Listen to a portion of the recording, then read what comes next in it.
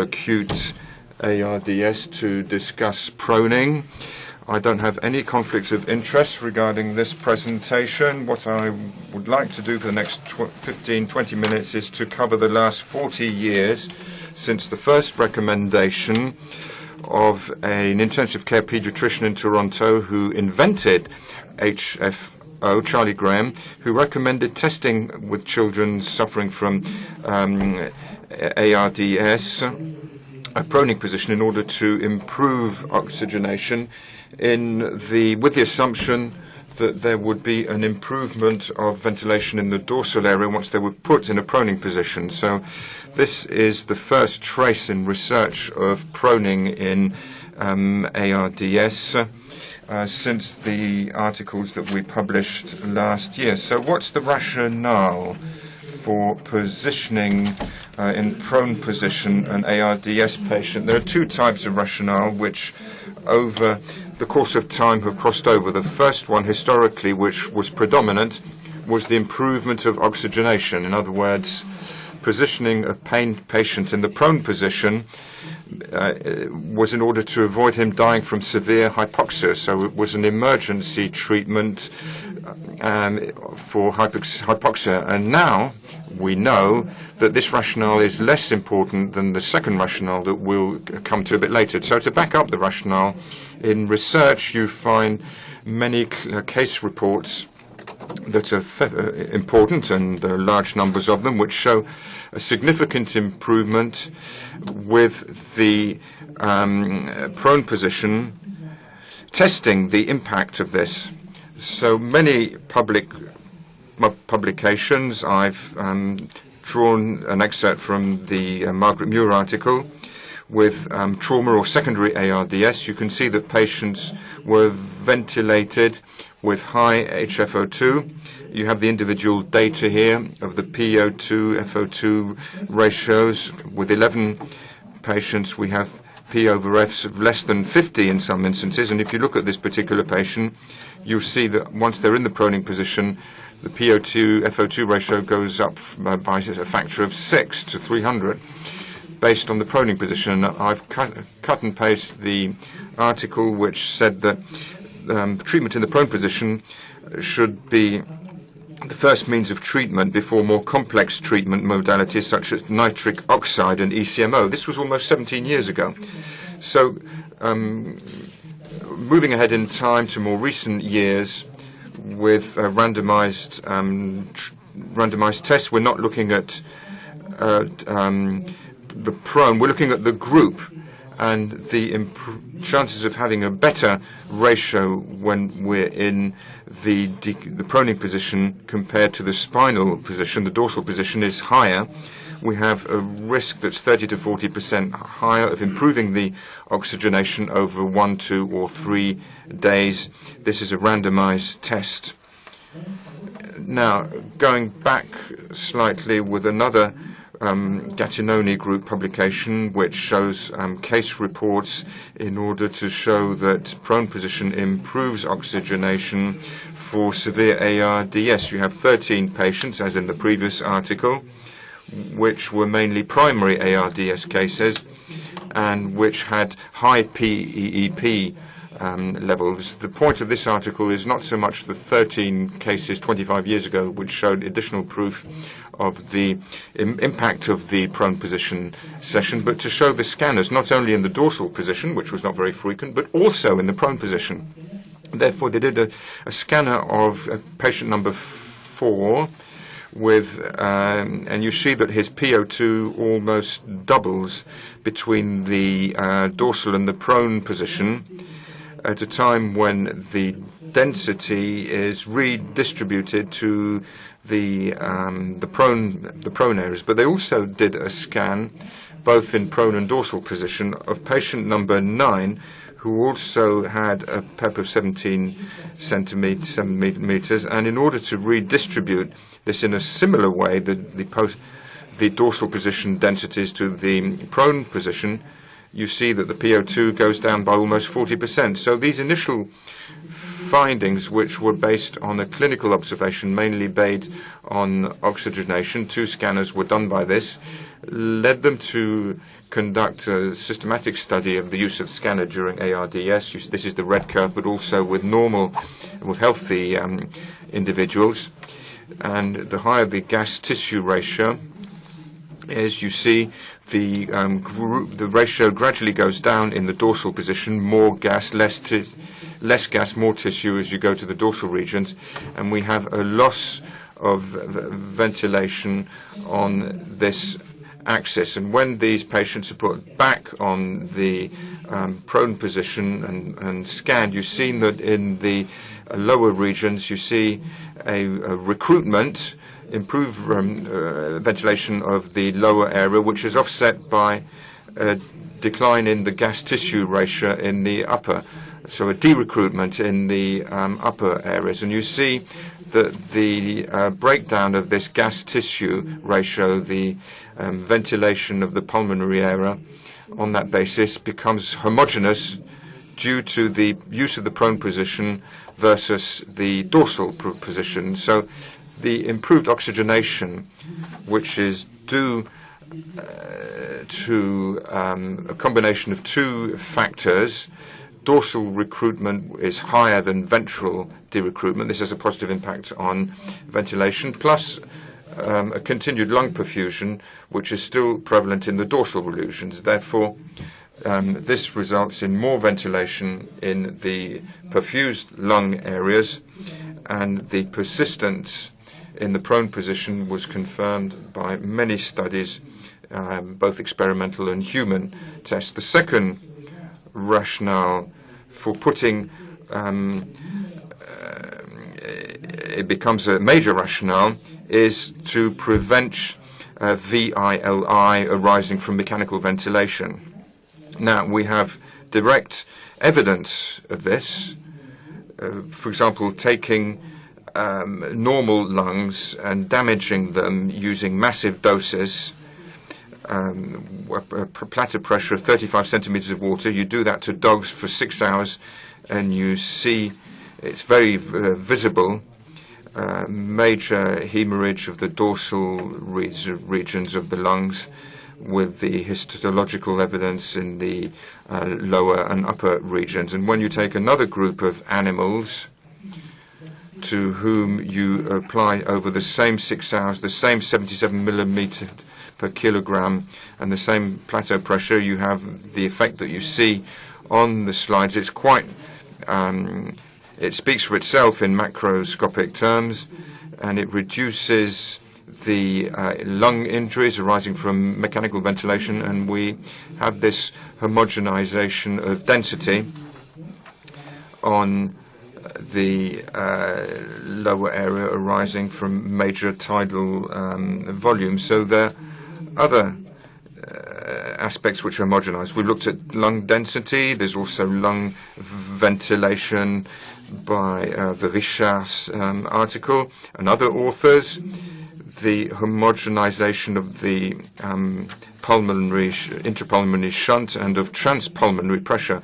So the prone position, in fact, homogenizes these figures and prepares the lung to put up with the stress and strain of mechanical ventilation, and the stress and strain will be distributed more evenly in the lung through the use of the prone position as opposed to the dorsal position. And overall, and irrespective of the regional area, the overall stress and strain is reduced using the prone position compared to the dorsal position. This was proved by the Mentzelopoulos studies using classic ventilation methods, and we have 2 scanographic studies which are recent. The first one shows that in the prone position compared to the dorsal position, there's more alveolar recruitment because we have a non-ventilated compartment that's not as large, and we have alveolar recruitment with less hyperinflation. So we recruit pulmonary lung tissue and we reduce the hyperinflation compared to the dorsal position. And they observed that the benefit was more frequent in the lobar form of ARDS as opposed to diffuse ARDS. This was compared by a Chilean study recently, confirming that there's more recruitment and less hyperinflation. They extended the results that were already known by showing that both of these benefits were to be found whatever the potential recruitment was. So in other words, these benefits are to be found in both low recruitment and high recruitment patients in the dorsal position in response to higher PEEP. Looking at another impact, which is the intracycle recruitment, the de-recruitment at the end of the expiration, and the hyperinflation at the end of the cycle. This exists for the prone position, but mainly for patients who have high recruitment potential in the dorsal position and when they receive high PEEP in the prone position. The prevention of lung injury arising from mechanical ventilation, it's known as biotrauma. This biotrauma is limited through the use of the prone position, and the cytokine are reduced after 12 hours of prone position ventilation versus dorsal position.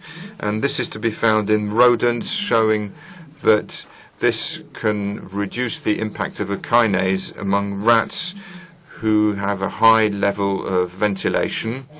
And furthermore, the expression of the kinase, the activation, is regulated or reduced by the use of the prone position. In the second part of the article, mice are knocked out by the kinase, and when they receive high tidal volume, they develop an inflammatory reaction and a high degree of lung injuries. Now, let's move on to the next section, which is clinical evidence. So what is the benefit for this of the clinical, of the specialist? There are physiological benefits that are accumulated over time. And what is the benefit for the specialist? We have 5 randomized tests over time, which is a lot for an intervention which initially was considered to be somewhat cosmetic. And here you have the number of patients in each group with the prone position, the dorsal position, the number of patients with ARDS under the old definition, the tidal volume, milliliters per kilo, PEEP on inclusion, the length of the session, which increases from the test, and the mortality in the prone position and the dorsal position. And you see that the most recent test that we're going to talk about, which in an isolated manner shows a strong reduction in mortality using the prone position. So all these studies had limits. The first did not apply protective lung ventilation. The length of the mechanical ventilation has been only recently extended. The population was somewhat heterogeneous. The crossover problem, so the idea is whether all patients can be shifted from one position to another. This in the use in our study of the prone position was the lowest amongst the different studies. Now, Gattinoni had also done the meta-analysis on the individual data of the first 4 tests, confirming the meta-analysis on aggregate data, showing that there's an improved rate of survival in a subgroup of ARDS, no impact on the population overall or on moderate cases of hypoxia. So we published this test on prone position, and we made 10 specific points by the protocol. The ARDS had to be confirmed after 12 to 24 hours in the center. And secondly, it had to have severity criteria before the Berlin definition. So it was an unofficial definition. So a P over F of less than 150 with FiO2 of at least 0.6, a PEP of 5 centimeters of water, plus VT6. We also have some non-inclusion criteria. Shows that this is a very specific category of the population. We applied strict lung protective mechanical ventilation. since we had appropriate criteria in both groups in the first week. The prone position group had to start off very early, within 1 hour from the completion of the random test, and for sessions that would last at least 16 hours per day, on average 17 hours. We had a predetermined criteria for proning. No crossover was allowed except as a life-saving procedure.